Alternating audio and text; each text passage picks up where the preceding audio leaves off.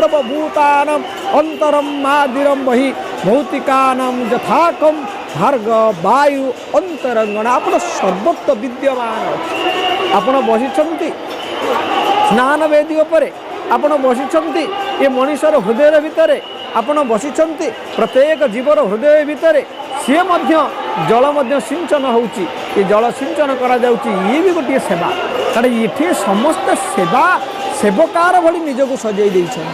एठी प्रभु हेले सेव्य एवं ये भितर थिबा कारण सगुण ही अगुण ही नहीं कछु भेदा उभय खंडई भव बंधन खेदा। सगुणई निगुणई नहीं कछु भेदा उभय खंडई भव बंधन खेदा। सगुण और निर्गुण प्रभु आपण बसिछंती ये अंतरात्मार ये प्रत्येक जीव भितर मध्य अहम सर्वभूतानां हृदय अर्जुन तिष्ठति प्रत्येक जीवर हृदय मध्य वास करिछि। ये हृदय वास करिଥିବା लोक सी मध्य किछि जल छिंचिक आपण टिके पूर्व देखुतले भव्य परदा उपरे सी मध्य जल छिंचिक सेवा करुछि। एठी प्रभु को जल लागी होउछि, सेठी मध्य ये प्रत्येक जीव भितर थिबा ताकू मध्य जल लागी होउछि। कारण ये जल होउछि जीवन, ये जल जोग ये पृथ्वी आपण कहती कथारे जल बहुले सृष्टिनाश जल विहुने सृष्टिनाश। कारण ये जलरू ये निजे होउछि जलर देव।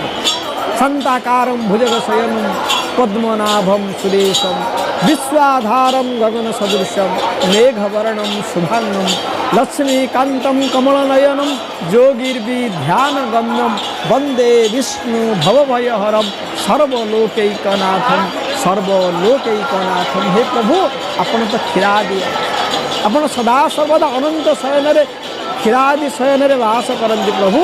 ये जल रे आपण वास करते सदाबले आपणकर जल प्रिय।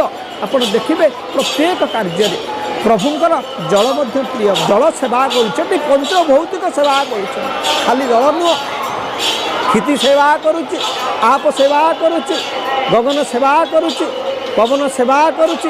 ये समस्त सेवकार भली निजको सजई देइछन।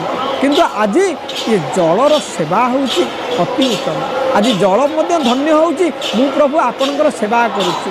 आपण देखिबे आरती हेबो प्रभुंकर अग्नि सेवा करिवे।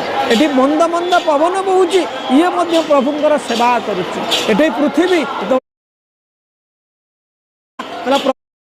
परे पाद पकई आज धीर मंथर गति धनली ये पंच महाभौतिक मध्य प्रभु आपणकर सेवा करवा लगी।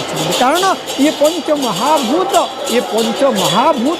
ये पंचभूत ये शरीर कल को अगर आप नहीं रहे वेदम धुतिजम मृतिजम आपण अग्नि भीतर अछंती आपण जल भीतर अछंती आपण वायु भीतर अछंती।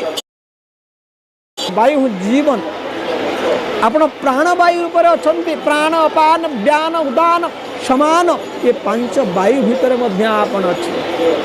जल रे अछंती अग्नि रे अछंती एवं वायु रे अछंती एवं पृथ्वी मध्य आपण अछंती। आपण ये पृथ्वी रक्षा करिथिबारु आज एते बड़ सृष्टि ये पृथ्वी ऊपर हेछि प्रभु। हे अनंत कोटि ब्रह्मांडर नायक आपणकर चरणार बिंदरे कोटि दंडवत प्रभु कोटि दंडवत।